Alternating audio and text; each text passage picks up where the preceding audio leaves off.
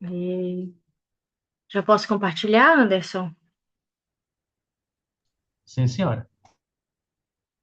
Ok.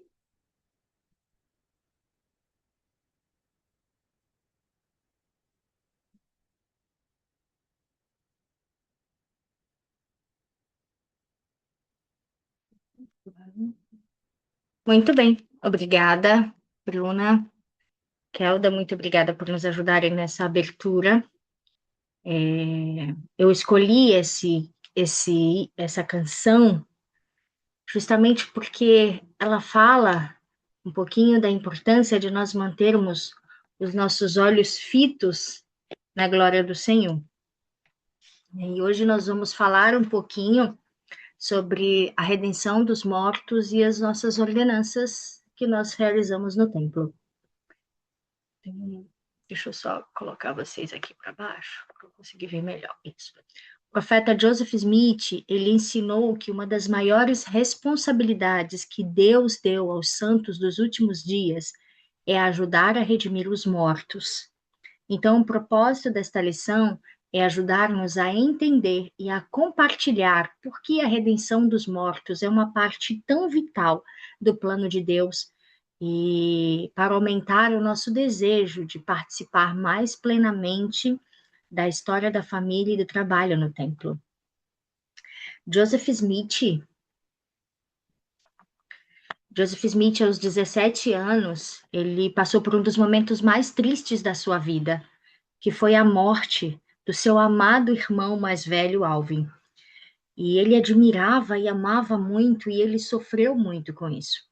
E na ocasião, a família Smith, ela pediu para o ministro presbiteriano de Palmyra que pudesse oficializar, né, oficiasse, né, que ele pudesse conduzir ali o funeral de Alvin.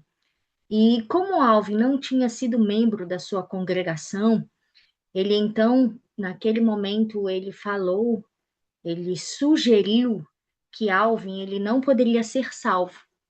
O irmão de Joseph Smith, William Smith, que era o irmão caçula, ele disse: o ministro insinuou fortemente que Alvin tinha ido para o inferno, porque ele não havia sido batizado.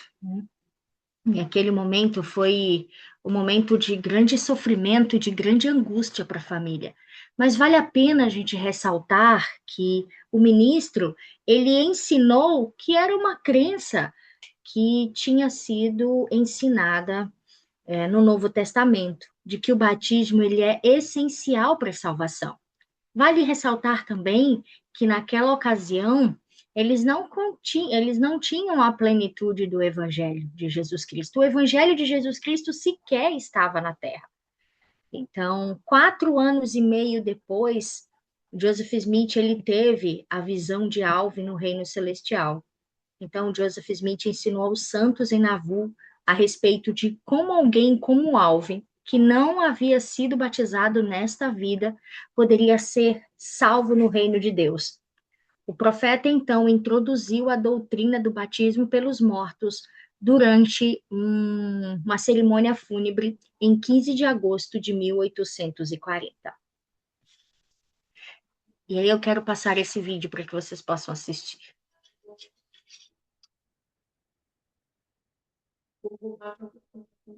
Joseph Smith Sr. e Lucy Mack casaram-se em 1796 em Cambridge, Vermont.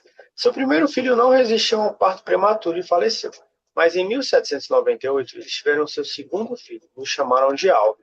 A maior parte da renda familiar vinha da agricultura, o que os fez passar por muitas dificuldades financeiras e mudarem-se diversas vezes, até encontrarem um lugar onde começaram a prosperar, em Palmyra, Nova York. Após Alvin, outros 9 filhos vieram: Hiram, Sophronia, Joseph Smith Jr., Samuel Harrison, Efraim, William, Catarina, Dom Carlos e Lucy. Todos foram criados com uma forte crença cristã, onde sempre liam as escrituras juntos, se ajoelhavam para orar em família e conversavam sobre Deus. E essa relação com a religião era tão forte que Lucy Mack Smith até ensinou seus filhos a ler usando a Bíblia. Alva Smith sempre foi uma pessoa responsável, bondosa, amigável, nobre e compreensiva. Depois que sua família se mudou para Palmyra, ele se tornou essencial para prover o sustento de casa e também para a construção de uma casa adequada para todos. Ele ansiava pelo conforto de seus pais e estava determinado a dar-lhes uma aposentadoria confortável, pelos muitos anos de trabalho árduo e dificuldade que haviam enfrentado antes. Alvin era uma pessoa temente a Deus e sempre acreditou em seu irmão mais novo, Joseph Smith Jr., nos relatos de suas experiências divinas com personagens celestiais. Ele apoiou significativamente Joseph em sua preparação para receber as placas de ouro e acreditou que Joseph tinha mesmo visto o anjo moroni. Lucy Mack Smith relatou que Alvin sempre manifestou maior zelo e ansiedade, se possível, do que qualquer um dos demais em relação ao registro que foi mostrado a Joseph. Em 1823, aos 25 anos, prestes a se casar e ansioso por seu futuro, Alvin adoeceu. Com fortes dores no estômago, ele pediu que o médico da família fosse chamado, mas não o encontraram. Em seu lugar, chamaram um médico substituto, que o prescreveu altas doses de cloreto de mercúrio, e alguns dias depois ele faleceu. Em seu leito de morte, ele pediu que toda a família se reunisse ao seu redor e deixou suas últimas palavras para cada um de seus familiares. A Hiram disse para cuidar bem de seus pais, trazendo conforto para eles ao finalizar a casa que Alvin estava construindo. Não deixar que eles precisassem trabalhar. Para Sofrônia, disse que ela precisava ser uma boa menina para seus pais e fazer tudo o que pudesse por eles, já que agora estavam envelhecendo. E fez o mesmo para com todos os seus irmãos, um por um, instruindo-os a cuidar de seus pais e a fazer tudo o que for possível para eles. Para Joseph Smith, disse: quero que você seja um bom rapaz e faça tudo o que estiver em seu poder para obter os registros, ser fiel em receber instruções de Deus e guardar cada mandamento que for dado a você. Lembre-se do exemplo de seu irmão Alvin e seja um bom exemplo para nossos irmãos mais novos. Sempre seja bondoso com papai e mamãe. Ele também pediu para ver sua pequena irmã Lucy, que mal podia pronunciar seu nome, e o chamava de Amby. Quando a garotinha que dormia ouviu que seu irmão a chamava, levantou-se rapidamente e foi ver. A pequena Lucy o abraçou, e ele a beijou antes de deixar suas últimas palavras, para que ela fosse a melhor menina do mundo e tomasse conta de sua mãe. Apesar de viver apenas para ver o início da restauração do Evangelho de Jesus Cristo, Alvin tinha muita fé no chamado de seu irmão. Sua morte foi sentida profundamente por todas as pessoas que o conheceram, assim como a preocupação de que alguém tão bom, que poderia ter aceitado o Evangelho, tenha partido desta vida sem ser batizado.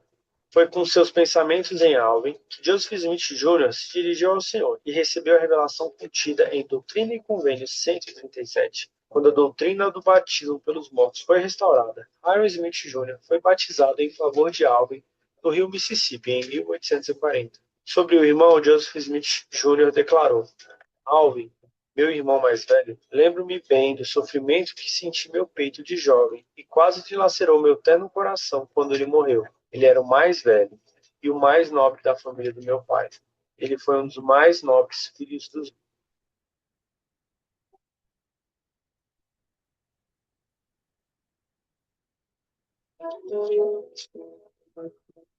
Acho que voltou. Tá. Mas aí, nesse final, ele ia falar que ele era um dos filhos mais nobres e amados do Senhor. Então, ó Elias, você pode fechar seu áudio, por favor? Obrigada. E aí eu gostaria de pedir que vocês pudessem, nesse momento, abrir a escritura que se encontra em Doutrina e Convênios 128:15, e vocês pudessem identificar por que a participação no trabalho de redenção dos mortos é tão importante para nós. Doutrina e Convênios 128:15. Quem abrir pode ler. E agora, meus amados irmãos e irmãs, eu vos asseguro que estes princípios referentes aos mortos e aos vivos não podem ser negligenciados no que tange à nossa salvação, porque a sua salvação é necessária e essencial à nossa salvação, como diz Paulo, com respeito aos pais, que eles sem nós não podem ser aperfeiçoados, nem podemos nós sem nossos mortos ser aperfeiçoados. Então, de acordo com essa escritura, por que que é tão importante a nossa participação nesse trabalho de redenção dos mortos? Nós precisamos deles, da sabedoria deles, né, para alcançar a perfeição. Nós precisamos deles para alcançar a perfeição e eles precisam de nós. É mútuo, não é eles precisam mais da gente, do que nós precisamos deles. Todos nós é necessário toda a nossa contribuição em grupo. Obrigada. Alguém mais gostaria de falar?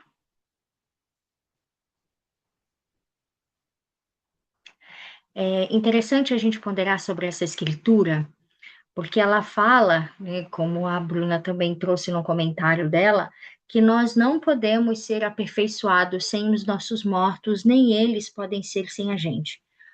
É fácil a compreensão de que eles não podem ser aperfeiçoados sem a gente, porque esse trabalho, o batismo, ele precisa ser realizado deste lado do véu.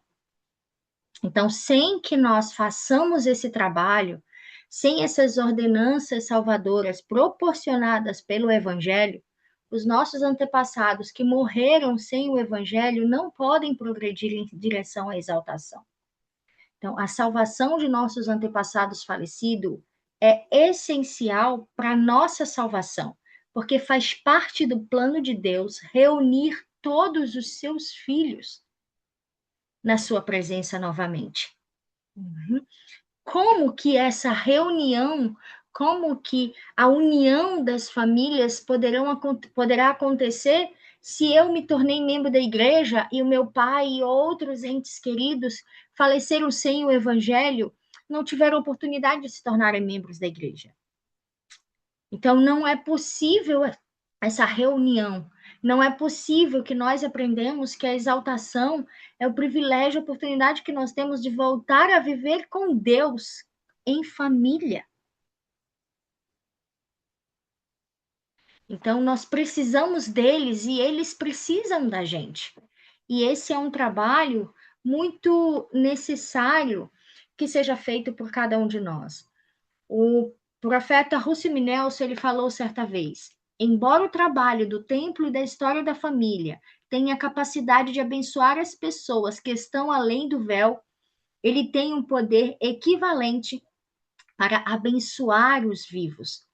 Tem uma influência aprimoradora sobre as pessoas que estão engajadas nele. Elas estão literalmente ajudando a exaltar sua família. Somos exaltados quando podemos habitar juntos com nossos familiares na presença do Deus Todo-Poderoso. Então, esse é um elo de amor que une gerações, deste e do outro lado do véu. E só uma curiosidade, né? Quando o profeta Joseph Smith, então, ele falou sobre, nesse funeral, sobre o batismo, em que as pessoas poderiam batizar os seus entes que haviam falecido, esse aqui é uma pintura que retrata o primeiro batismo vicário realizado. Ele aconteceu poucas semanas depois dessa fala do profeta, num domingo, 13 de setembro de 1840, diretamente nas águas do rio Mississippi. Uma viúva chamada Jeanne, ela queria muito que o trabalho fosse feito por seu filho, que tinha recém-falecido. E então ela entrou no rio acompanhada pelo elder Hervey, que realizou então o batismo. E esta mulher a cavalo, ela entrou no rio Mississippi, montada num cavalo, para se ficar o mais próximo possível que ela podia da ordenança, para poder verificar de perto. E então o batismo ele foi realizado. E aí depois disso houve a transição para o templo. Nos meses seguintes, centenas de santos foram ao rio Mississippi realizar batismos por seus antepassados, inclusive o irmão de Joseph Smith, Hiram, que se batizou pelo irmão mais velho dele, Alvin. Contudo, em outubro de 1841, Joseph Smith anunciou que o Senhor não aceitaria mais o batismo realizado no rio de forma permanente. A prática no Rio foi tolerada apenas temporariamente, enquanto a igreja não tinha um local adequado. Em novembro de 1841, em uma pia batismal de madeira, foi dedicada no nível inferior, ou seja, no porão do templo de Nauvoo.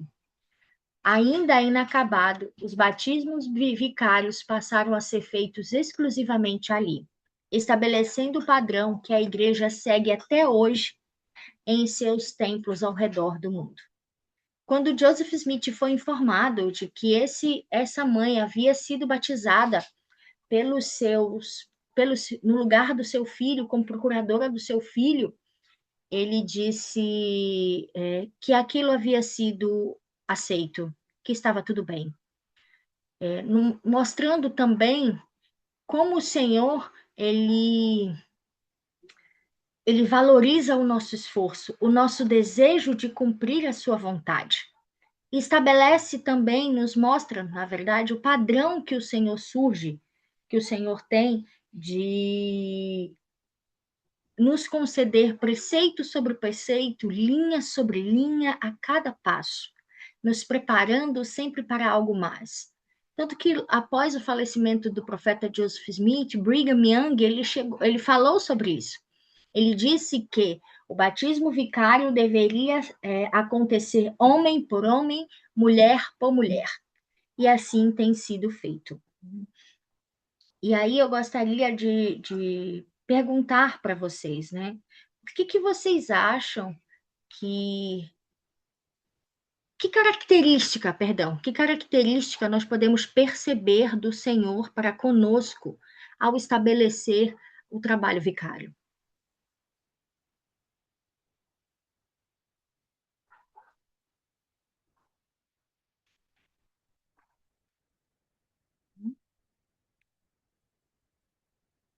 Que o desejo dele de salvar todos os seus filhos, né? De proporcionar oportunidades para que todos os seus filhos, por suas próprias escolhas, possam ter a oportunidade de voltar a viver com ele. Ele tem um profundo e infinito amor por cada um de nós. E aí eu pergunto, como a participação na obra da redenção dos mortos ajuda a nos aproximar do Salvador?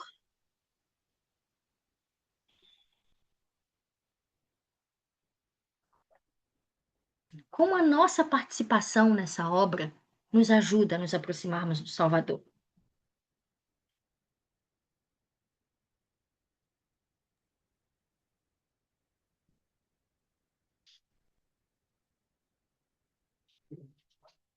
Como a gente falou, né, agora há pouco, o Senhor ele tem o desejo de resgatar e de salvar todos os seus filhos. E à medida que nós participamos desta obra de redenção, nós nos aproximamos mais do Salvador. E nós temos uma compreensão maior do seu amor e da sua obra. Depois desse momento de Joseph Smith, depois do trabalho iniciado, muito ainda foi revelado. Como, por exemplo, Joseph Fielding Smith, ele teve uma visão sobre a redenção dos mortos.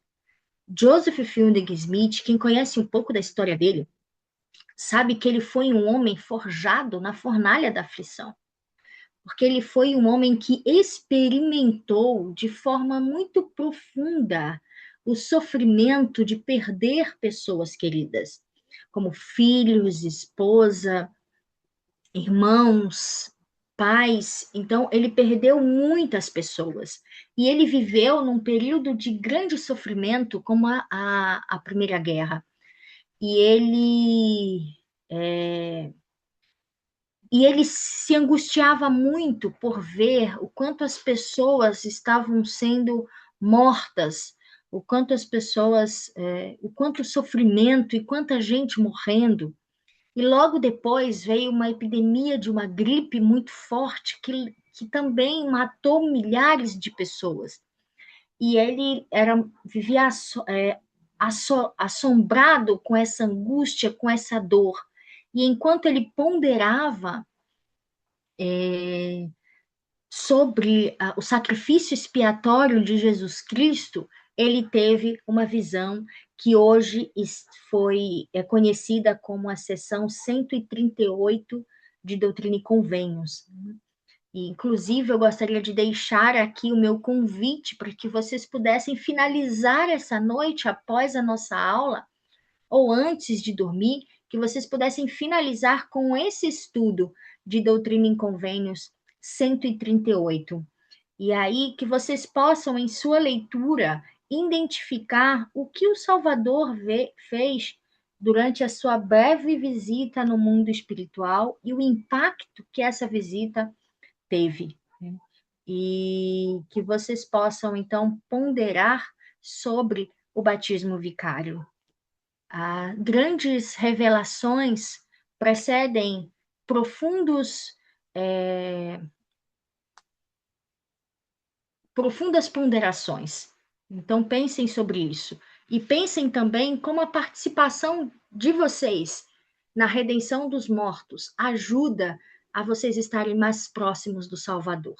Ao fazerem isso, pode ajudá-los a estabelecer metas, mas, sobretudo, a identificar sacrifícios que vocês precisem fazer para poderem participar mais ativamente dessa obra, estando no templo. A gente vai falar um pouquinho mais sobre isso nos slides à frente. Mas entender que sacrifícios serão importantes serem realizados para a participação nessa obra de redenção também os ajudará a traçar as metas adequadas para continuarem a progredir. Mas agora nós vamos falar um pouquinho mais, eu vou passar um vídeo para vocês. Perdão, antes de assistirem esse vídeo, eu quero que vocês ponderem sobre isso. Né? Deixa eu me ver aqui. Consegui. Que promessas grandiosas os profetas do Senhor prometem àqueles que ajudam a redimir os mortos. Eu vou passar um vídeo para vocês agora e depois eu quero ouvir de vocês a resposta para essa pergunta. Que promessas grandiosas nos são prometidas por ajudarmos a redimir os mortos?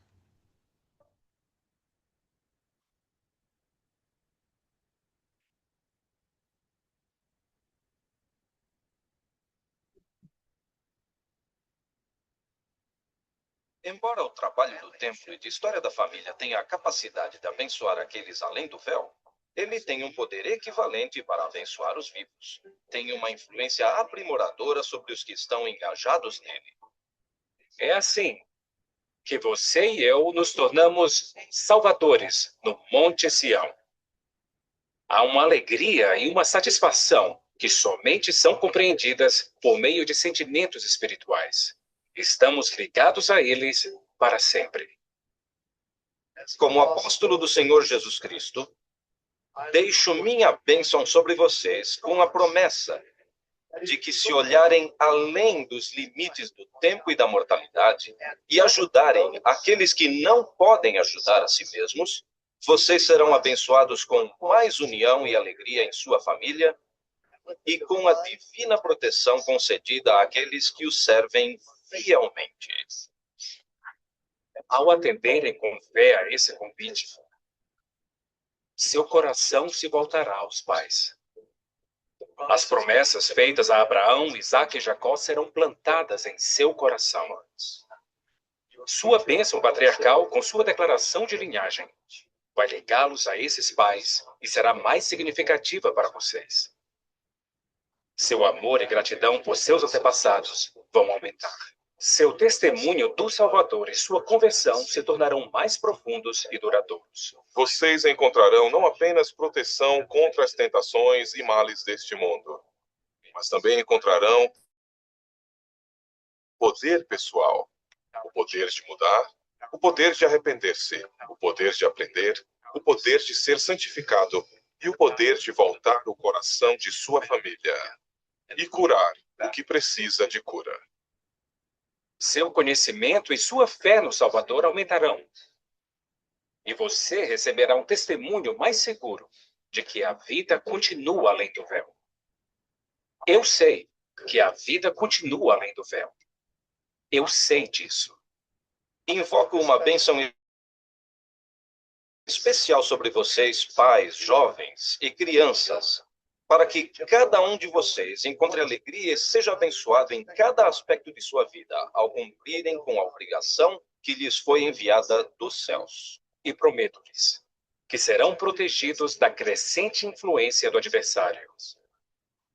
Ao participarem desse trabalho sagrado e o amarem, serão protegidos em sua juventude e por toda a vida.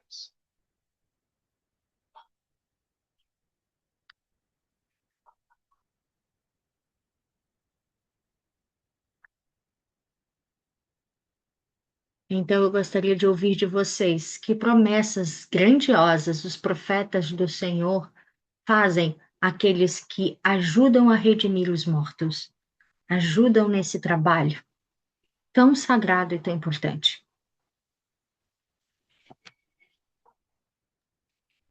Eu acho que são as palavras do Elder Bednar no final, né? Então, proteção contra as investidas do inimigo.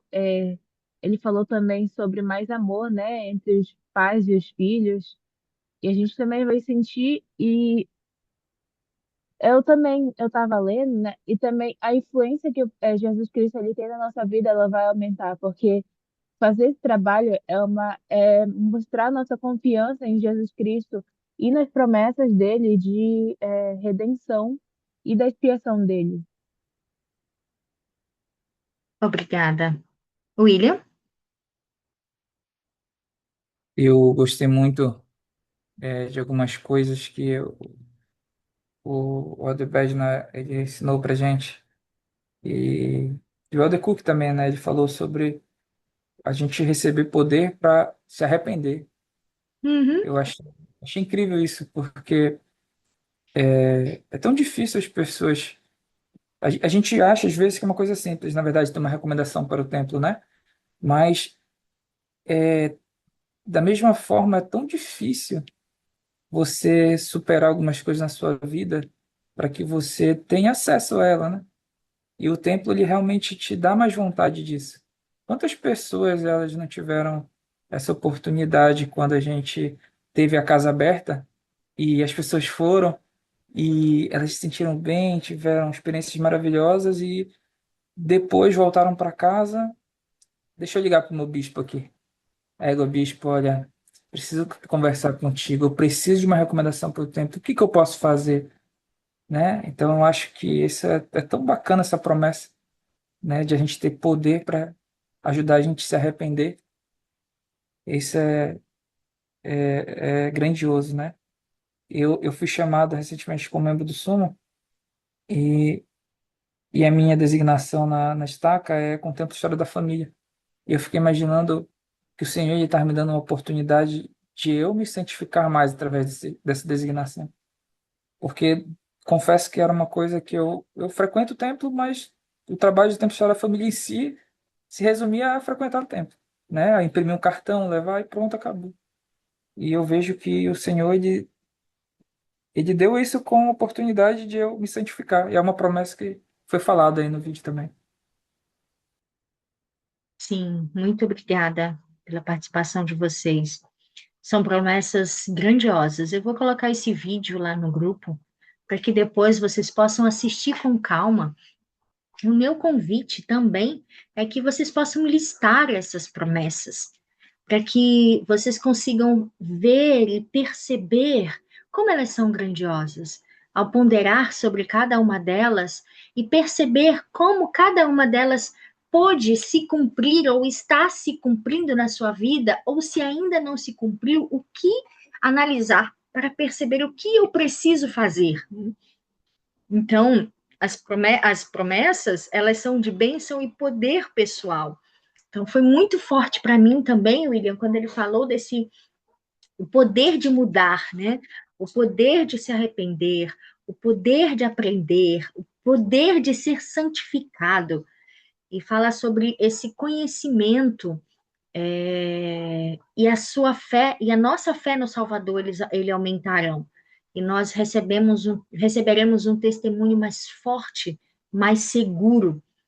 e a certeza de que a vida continua depois que atravessarmos o véu. Então, ele fala sobre essa conversão, sobre esse amor e a gratidão pelos nossos antepassados aumentaram. Eu lembro que quando eu comecei a fazer o trabalho de Templo História da Família, isso me fez sentir um amor por pessoas que até pouco tempo desse momento de eu ter iniciado, eu sequer sabia como eles eram. E eu comecei a sentir amor e gratidão por eles. E a promessa também para a família e o lar. Então, união e alegria. Então, as famílias serão abençoadas com mais união e alegria. Quando você se envolve, que você envolve outras pessoas e que você pergunta, e você começa a perceber uma conexão, um amor que vai se fortalecendo. E fala sobre proteção divina também, que nós teremos força. Foi feita uma promessa bem clara mesmo, que nós teremos uma proteção crescente contra a influência do adversário. E essa é uma proteção duradoura, que vai da juventude ao longo da nossa vida. Então, é muito grandioso esse vídeo e todas as coisas que nós aprendemos com ele. Então, que o presidente Russell M. Nelson, ele falou o seguinte: incentivo vocês a, em espírito de oração, ponderar que tipo de sacrifício, de preferência de tempo, vocês podem fazer para, neste ano, participar mais do trabalho do Templo de História da Família. Então, eu transmito a vocês essa pergunta: o que vocês podem fazer? Que tipo de sacrifício?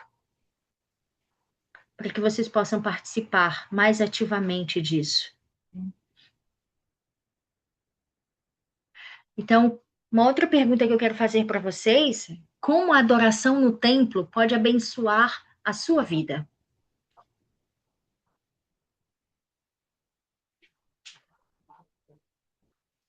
Como, Bruna? Ah, faz um tempinho que eu não tenho tido a oportunidade de estar no templo. Mas todas as vezes que eu estou no templo, meu testemunho de que não só essa é a casa do Senhor, mas que o Senhor ele realmente habita lá, ele é fortalecido.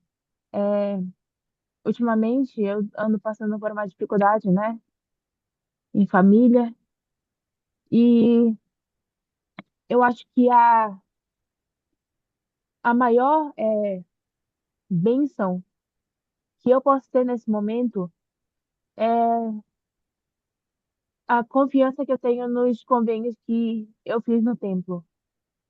E é, hoje eu estava com a minha avó em casa e eu estava conversando com ela. Minha avó ela anda vindo constantemente aqui em casa para ajudar a gente, né? E eu acho interessante como a esperança que a gente tem em Deus ela aumenta quando a gente confia nas bênçãos do templo. A minha avó ela é muito católica e ela é bem assim, bem. Ela realmente ela é uma membro da igreja dela bem firme. Só que dá pra ver a diferença do medo que a minha avó tem das coisas que ela não conhece, e a certeza que a minha irmã e eu temos das coisas que nós sabemos que são verdade. Então, de vez em quando a minha avó ela fica um pouquinho assim assustada, aí ela se desespera um pouco e a gente tem que acalmar ela, a gente tenta brincar com ela, mas por conta das bênçãos que a gente tem, que eu tenho certeza que vem do templo, eu não sinto esse medo que ela sente, que eu vejo nela constantemente. E eu sei que isso vem do Senhor. E eu sei que isso vem do fato de que eu confio muito nas bênçãos do templo. E eu sei que elas são verdadeiras. Obrigada. Alguém mais gostaria de falar como a sua adoração no templo pode abençoar a sua vida?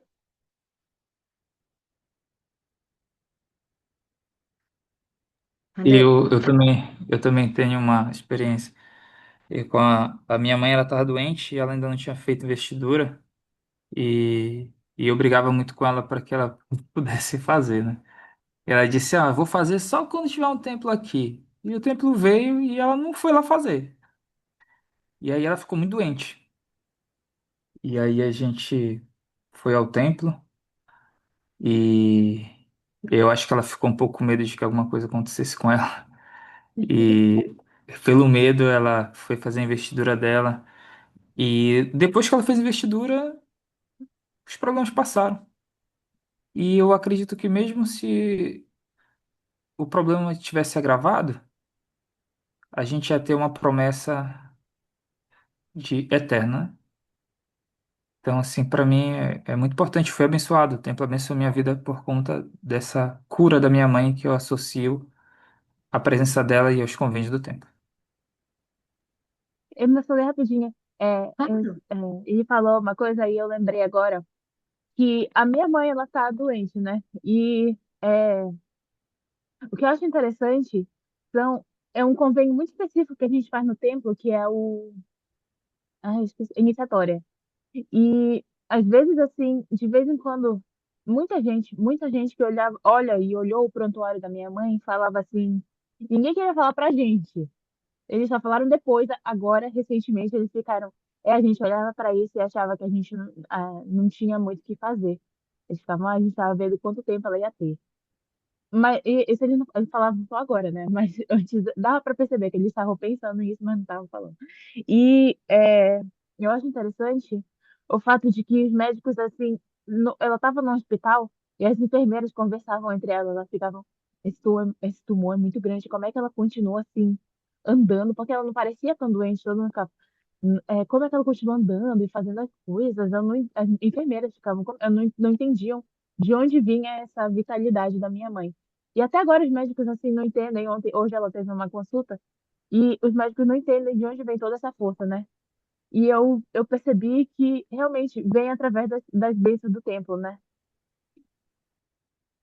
Obrigada. Alguém mais gostaria de falar? Kelda, você gostaria de falar? Deixa eu ver, não consigo ver todos aqui na minha tela. Ah, tem a Sara também. Bom, eu acredito profundamente no que vocês disseram, porque eu vivi muitos milagres no templo ao longo desses pouco mais de 30 anos que eu sou membro da igreja. E um milagre que foi muito marcante na minha vida foi quando a minha filha mais velha, ela tinha apenas 8 anos, 7 anos. E ela foi diagnosticada com um tipo raro de epilepsia. E o médico disse para mim: eu nunca vou esquecer deste dia que ele falou, mãe, você precisa se preparar, porque sua filha pode morrer a qualquer momento. Isso foi muito marcante, tanto que eu não consigo, não esqueço, né? Mas nós vivemos momentos muito difíceis. E eu senti que eu deveria ir ao templo. E nessa época era o Templo de São Paulo. E então eu decidi ir, íamos todos para o templo, inclusive ela. E aí o presidente da estaca na época me chamou e disse assim: Silei, você não pode levar a Carol. É muito arriscado levá-la. E você precisa decidir se você vai ou se você fica. E foi uma decisão muito desafiadora, porque deixá-la representava poder acontecer alguma coisa enquanto eu estava viajando. Mas eu, no momento de súplica ao Senhor, ele falou que eu deveria ir ao templo. E eu fui ao templo. E na sala celestial, o Senhor deixou claro para mim que aquilo era o diagnóstico dos homens. Os planos dos homens ela não viveria muito, mas os planos de Deus eram diferentes. E ali na sala celestial, minha filha recebeu a cura. E hoje ela vai fazer 26 anos. E eu sei que Deus preparou os templos para abençoar nossa vida deste e do outro lado do véu. As coisas, as ordenanças que nós realizamos lá são ordenanças de salvação e exaltação e de milagres, de muitos milagres. Então, muito obrigada por vocês compartilharem essa experiência, as experiências de vocês com a gente. Quero que, como nós sabemos, o primeiro templo a ser construído na nossa dispensação foi o Templo de Kirtland, em 1836. Então, a dedicação desse templo deu início a um período extraordinário de manifestações espirituais. Nós já tivemos esta aula, já falamos sobre isso aqui. Os fiéis sentiram o Espírito e alguns falaram em línguas, tiveram visões, viram anjos. Foi um acontecimento extraordinário que deu início à restauração do sacerdócio e a todas as ordenanças necessárias para os filhos de Deus voltarem à presença dele. Mas antes disso, o Senhor, mesmo antes, o Senhor, dele ter ordenado os membros da igreja que construíssem o templo em Kirtland, os santos no Missouri, eles tinham dedicado um local para a construção do templo em Independência. Mais tarde, eles colocaram a pedra fundamental para a construção de um templo em Faroeste. Mas ambos não puderam ser terminados, porque os santos eles foram expulsos de suas propriedades. Então, em 28 de setembro de 1843, Emma Smith se tornou a primeira mulher a receber a investidura, cumprindo-se assim a promessa de Joseph Smith de que os membros da Sociedade de Socorro viriam as bênçãos da investidura se desenrolarem. Foi confirmado quando Emma Smith começou a ajudar a administrar as ordenanças do templo para outras mulheres. Mais uma vez, nós estamos percebendo como o Senhor, ele vai nos dando linha sobre linha, preceito sobre preceito. No templo, o Senhor, ele nos abençoa com ordenanças essenciais para que sejamos coroados com honra, imortalidade e vida eterna. A palavra investidura, ela significa dádiva. E aí eu pergunto para vocês, que dádivas aqueles que já fizeram suas investiduras no templo recebemos por meio desta investidura? Vocês poderiam relatar ou citar para mim algumas dessas dádivas que vocês receberam ao fazer investidura no templo?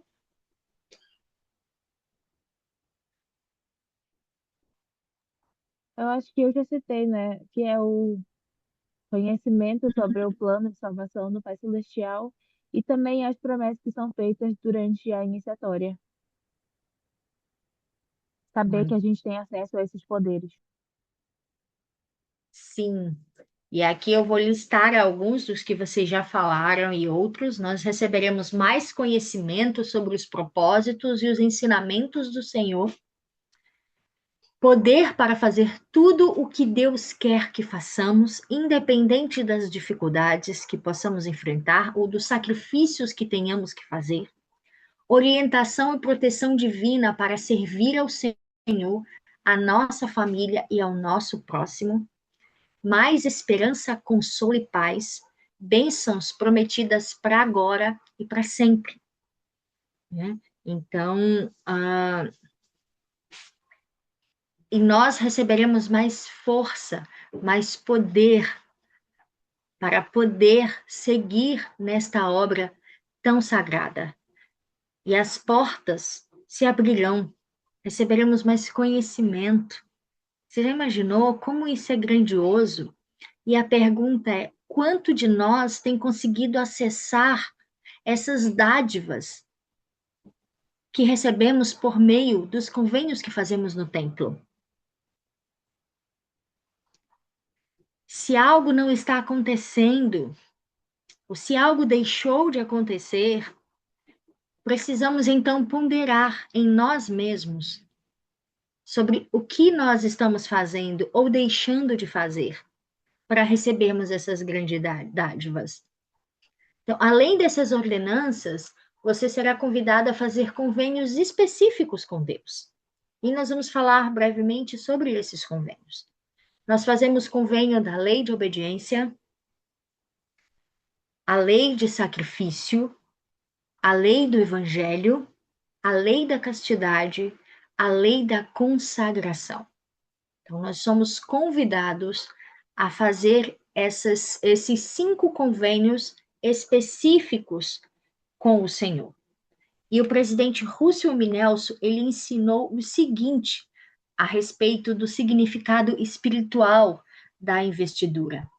A investidura do templo foi concedida por revelação. Portanto, ela é mais bem compreendida por meio da revelação buscada diligentemente com pureza de coração. O presidente Brigham Young explicou: a investidura é o recebimento de todas as ordenanças da casa do Senhor, necessária para, depois de deixarmos esta vida, voltarmos à presença de Deus, passando pelos anjos que estarão de sentinela a vigiar e observar e alcançarmos então a exaltação eterna. Sem esses convênios, sem que nós somos convidados a fazer com o Senhor, não será possível passar por esses sentinelas que estarão de prontidão a vigiar as portas que nos conduzirão à presença do Senhor. Então, no templo, o Senhor nos abençoa com ordenanças essenciais, como eu falei anteriormente, para que sejamos coroados com honra, imortalidade e vida eterna.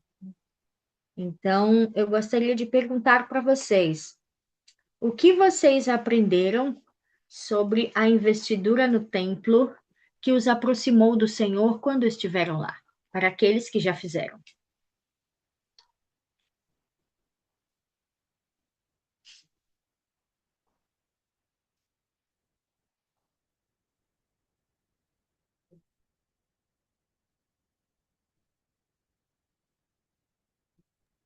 Eu lembro que eu fiz a investidura no Templo de São Paulo. Eu já tinha recebido meu chamado missionário Uhum. e surgiu uma oportunidade de, antes de eu ir para o campo missionário, ir até o templo. E foi bacana porque eu lembro assim que só eu na minha casa era ativo na igreja. Sim. Então eu ficava pensando que assim, vai ser muito estranho para eles aqui quando eu voltar do templo. E eu recebi, além das promessas que são feitas ali na iniciatória, na ablução e na unção, eu recebi a bênção do Senhor de poder ensinar minha família antes de ser um missionário sobre essas bênçãos, esses convênios. E logo depois, minha família ficou ativa na igreja. Então eu associo muito as bênçãos da investidura, do templo, do Evangelho de Jesus Cristo. Associo isso a que minha família retornou para a igreja. E não, Anderson, a Lorena não me brigou, não brigou comigo, não. Escreveu no comentário. Obrigada. Então, a adoração no templo, ela traz bênçãos e o poder do Senhor na nossa vida. William pode compartilhar um pouco desse poder que, ao voltar para casa, investido desse poder, pôde ensinar a família dele. E hoje ele tem o privilégio de ter a família dele na igreja. Então, isso, e construir a sua própria família, né, eterna ao lado da sua esposa. Então, ao adorarmos no templo do Senhor, ele vai nos armar com seu poder e com a sua proteção. O seu poder para realizar a sua obra. A sua proteção, que por mais que o inimigo lance seus dardos, lance toda a sua maldade sobre nós, nós estaremos investidos com esse poder. Nós estaremos protegidos. O presidente Russell M. Nelson, ele fez uma declaração que diz o seguinte: suplico a vocês que considerem em espírito de oração o modo como despendem seu tempo. Se tiverem acesso razoável ao templo, que é o nosso caso hoje, que nós temos esse acesso mais do que razoável, facilitada do templo, peço que encontre um meio de arcar peço que encontrem um meio de marcar um compromisso regular com o Senhor e de estar em sua casa santa. E depois cumpram esse compromisso com exatidão e alegria. Prometo-lhes que o Senhor vai lhes proporcionar os milagres que ele sabe que você precisa. Se fizerem sacrifício para servir e adorar em seu templo santo. Então, nós precisamos, ele fala, né? Suplico a vocês que considerem espírito de oração. Como que nós vamos usar o nosso tempo, para podermos tirar um tempo para estar com o Senhor em sua casa santa. E ele deixa essa promessa grandiosa, que o Senhor vai nos proporcionar os milagres que ele sabe que cada um de nós precisa. Mas para isso acontecer, nós precisamos estar dispostos a sacrificar o que for necessário para servir e adorar em seus templos santos. Sara, você abriu o seu áudio, você queria falar? Não, eu apertei sem querer, desculpa. Não, imagina, tudo bem. Então, agora eu vou trazer para vocês algumas perguntas que podem nos ajudar a refletir sobre como anda essa preparação. Como, por exemplo, existe alguma coisa que desvie sua atenção do templo ou problemas de indignidade que o impeçam de ir lá? São perguntas para ponderarmos. Existe alguma coisa que desvia sua atenção de estar na presença do Senhor, no seu templo santo? O que preciso fazer para eliminar esses obstáculos? Tirar o momento para analisar a nossa própria vida e ponderar sobre nossas ações diárias nos ajudam a perceber de forma clara, por exemplo, como devo orar para o Senhor pedindo ajuda. Porque nas minhas orações eu posso ser específica e dizer para Ele me ajudar a eliminar esses obstáculos que eu percebi. Que tipo de sacrifício o Senhor talvez queira que eu faça para receber mais bênçãos que estão disponíveis para aqueles que vão ao templo? Porque eu preciso ir ao templo com meu coração aberto, entregue nas mãos do Senhor, para que a vontade dele prevaleça sobre minha vida e para que a minha compreensão sobre os convênios que eu faço lá seja cada vez maior, que me leve a uma mudança de comportamento aqui fora. Né? Então, que tipo de sacrifício o Senhor quer que talvez eu faça? Como posso tornar minha adoração no templo mais significativa? Eu preciso não só ir e entrar, eu preciso fazer parte.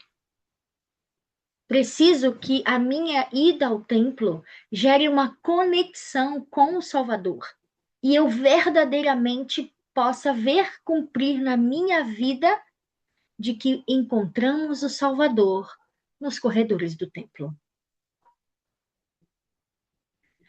De que maneira o Senhor talvez queira que eu ajude outras pessoas a receber as bênçãos do templo? Isso inclui também a minha história da família. Eu estou empenhada em fazê-la? Ou eu sou membro da igreja há tanto tempo que acho que os meus pais já fizeram isso? Eu estou relatando isso porque eu já ouvi alguém falar, não, mas a minha mãe e o meu pai já fizeram isso. Será que realmente tudo foi feito? As pessoas à minha volta, do meu convívio, eu ajudo, por exemplo, uma irmã que não consegue ir sozinha ao templo a levá-la, um irmão a levá-lo.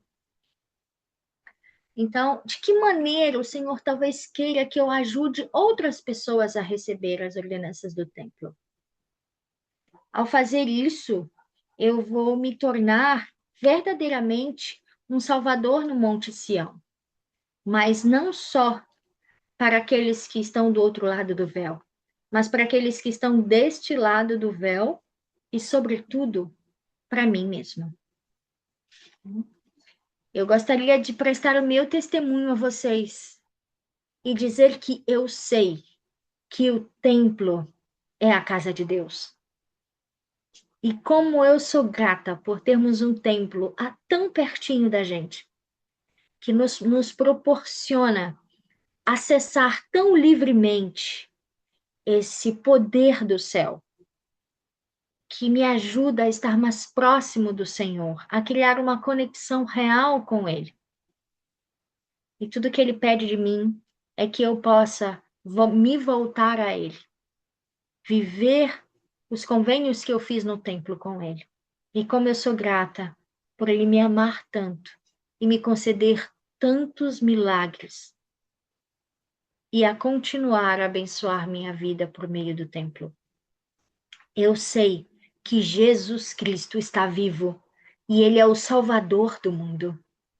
E eu sei que um dia Ele voltará à terra e vai reunir o seu povo, os seus discípulos, aqueles que o escolhem como Salvador todos os dias, porque mais importante do que fazer é ser verdadeiros discípulos de Jesus Cristo. Disso eu presto meu testemunho no sagrado nome dele, o meu Salvador e Redentor, Jesus Cristo. Amém.